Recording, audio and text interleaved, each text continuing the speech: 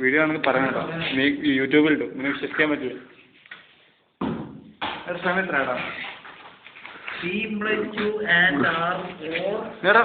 Football കളിക്കുന്ന video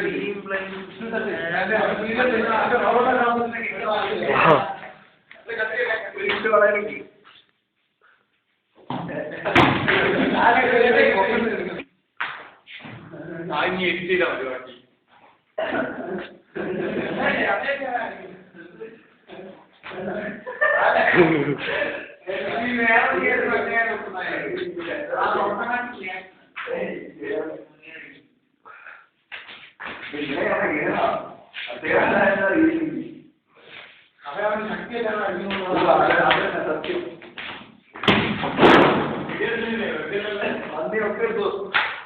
എടുക്കാൻ വേണ്ടിയിട്ടാണ് കാര്യം കളിക്കുന്നേ.